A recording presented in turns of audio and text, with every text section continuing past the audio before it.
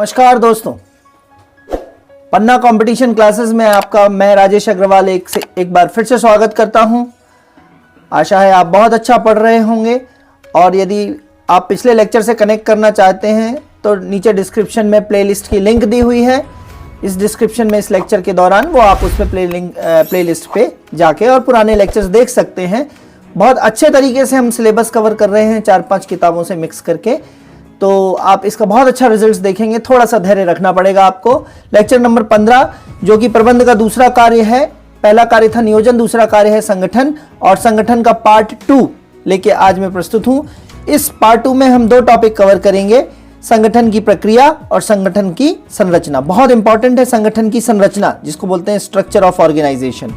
तो सबसे पहले संगठन प्रक्रिया में बात करेंगे कि संगठन की प्रक्रिया से तात्पर्य है कौन से कार्य किस के द्वारा कौन कौन से समूह में किस भूमिका के तहत किए जाएंगे, कौन कौन से कार्य किस किस के द्वारा कौन से समूह में किस भूमिका के तहत किए जाएंगे तथा उन कार्यों को करने में कितने अधिकारों का प्रत्यायोजन किया जाएगा।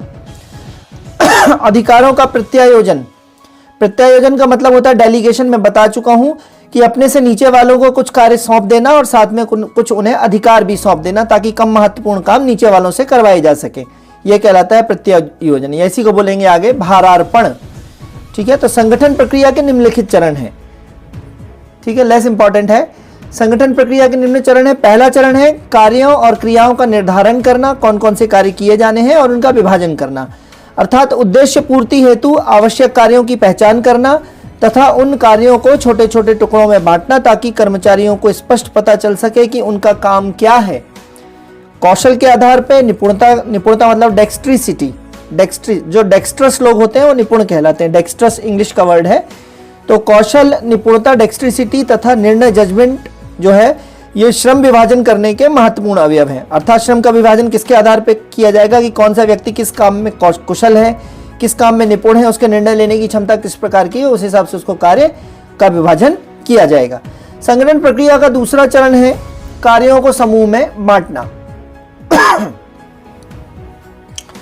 कार्यों को समूह में बांटना मतलब जो अलग अलग कार्य किए जाने हैं उनको समूह में बांटना है। समूह में कैसे बांट सकते हैं? विभागीय आधार पे, अर्थात एक ही विभाग के कार्य उस विभाग में रखे जा सकते हैं, जैसे वित्त विभाग, विक्रय विभाग, आर्थिक विभाग, उत्पादन विभाग, क्रय विभाग, परचेस डिपार्टमेंट। कंपनी में अलग अलग डिपार्टमेंट्स होते हैं।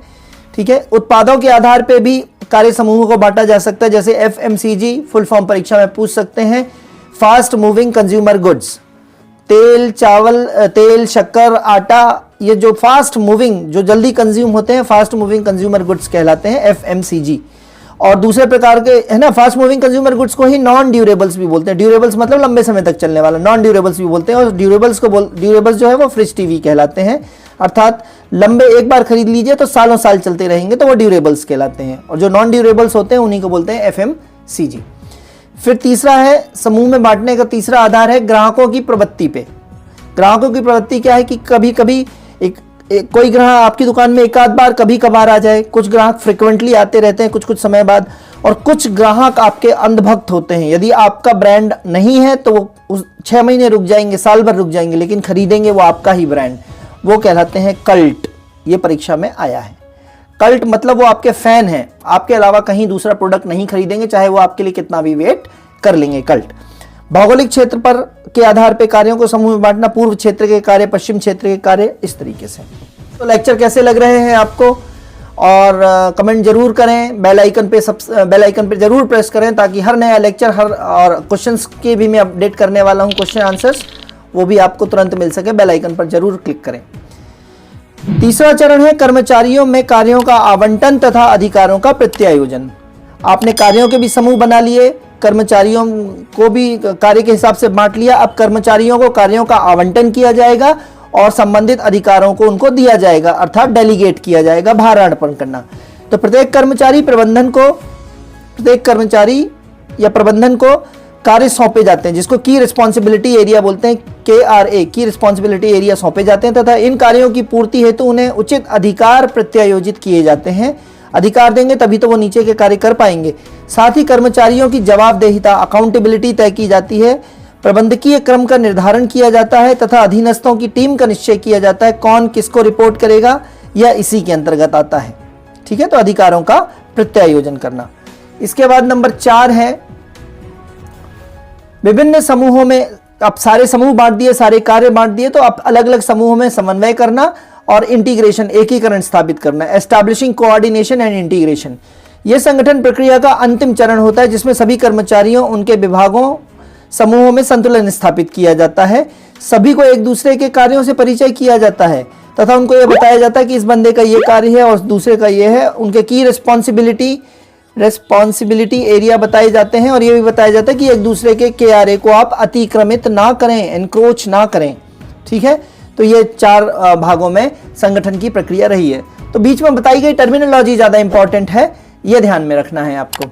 ठीक है, अब सबसे ज़्यादा इंपॉर्टेंट पॉइंट परीक्षा के लिहाज से जो दूसरा टॉपिक आज पार्ट 2 में कवर करने वाले हैं वो संगठन का ढांचा या संगठन की संरचना, इंग्लिश में बोलेंगे ऑर्गेनाइजेशनल स्ट्रक्चर। दोस्तों, क्या आप भी लगातार तैयारी के कारण नहीं बना पा रहे हैं अपने मैनेजमेंट सब्जेक्ट के प्रॉपर नोट्स, तो ज्वाइन कीजिए हमारे पटवारी मैनेजमेंट सब्जेक्ट के कंप्लीट कोर्स को, जिसमें आपको मिलेगा recorded classes, all lecture, PDF notes, टेस्टरी। यह केवल इसकी फीस केवल 99 रुपए है। तो अभी व्हाट्सअप कीजिए इस कोर्स को ज्वाइन करने के लिए 90 39 53 44 79 पर। पीटर ड्रकर मैनेजमेंट गुरु है पीटर ड्रकर। तो पीटर ड्रकर क्या कहते हैं कि गलत संगठन संरचना व्यवसाय को ही नष्ट कर देती है। अगर संगठन की संरचना जो है, स्ट्रक्चर जो है गलत बन जाए तो पूरा का पूरा व्यवसाय ही नष्ट हो जाए। और खराब संगठन संरचनाओं की क्या पहचान है ड्रकर के अनुसार?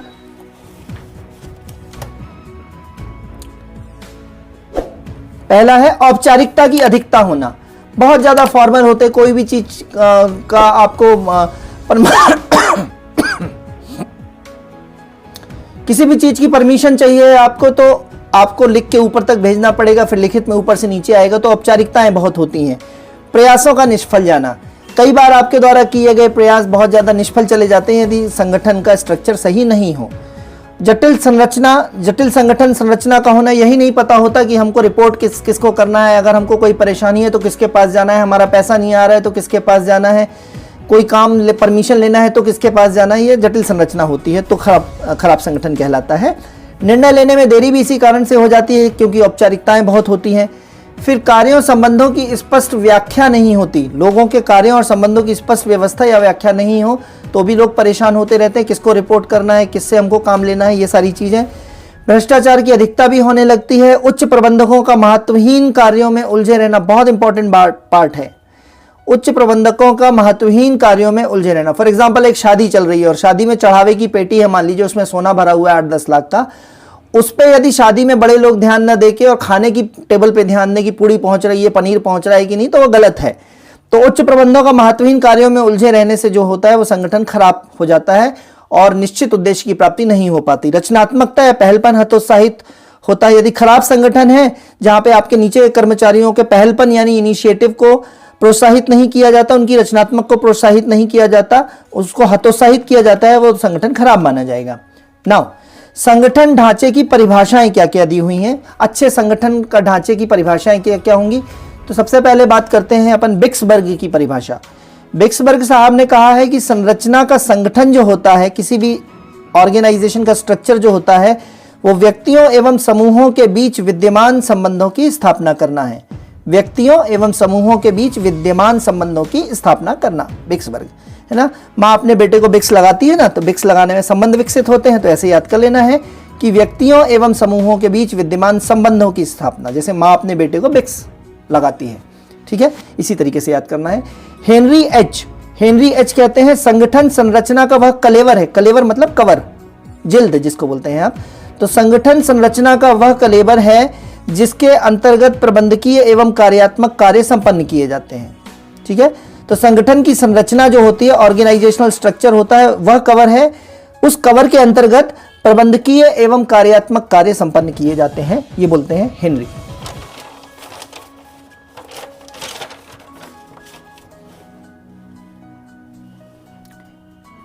इस तरीके से याद कर सकते हैं कि हेनरी जो है ना, हेनरी मतलब हरा, हरा कवर है।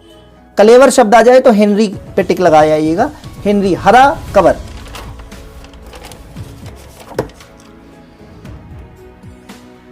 संगठन के ढांचे को प्रभावित करने वाले कारक।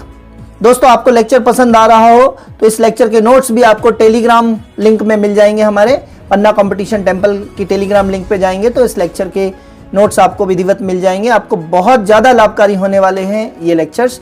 तो बात करते हैं संगठन ढांचे को प्रभावित करने वाले कारक। पहला कारक है, यहां से प्रश्न आएंगे आपके, यहां से लॉजिकल प्रश्न आते हैं। संगठन का आकार।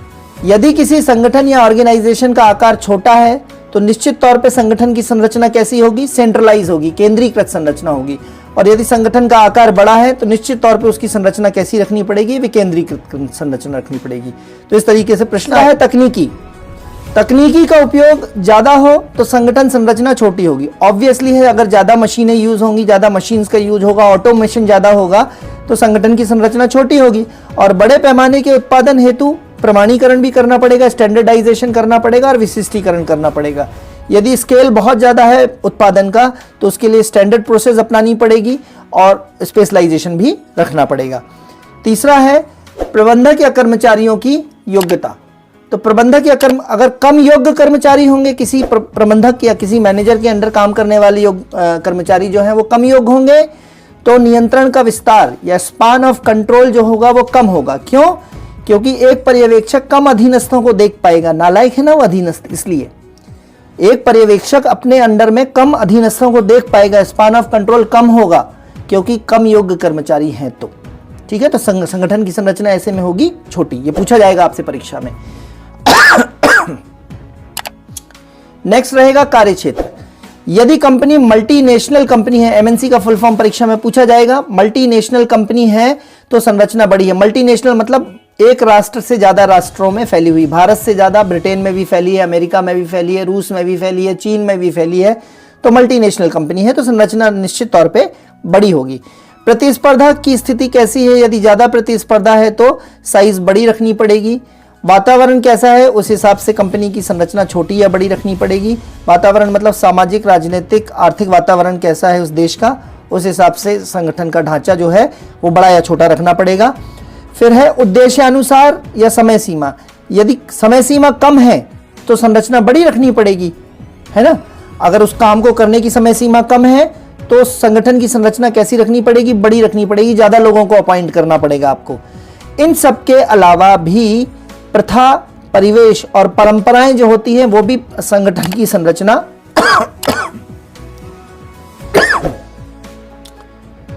इसके अलावा प्रथा, परिवेश आदि जो होती हैं, परंपरा जो होती है वो संरचना निर्धारित करने में बहुत महत्वपूर्ण होती है। तो यहाँ पे प्रश्न फ्रेम होते हैं आपके इस तरीके से।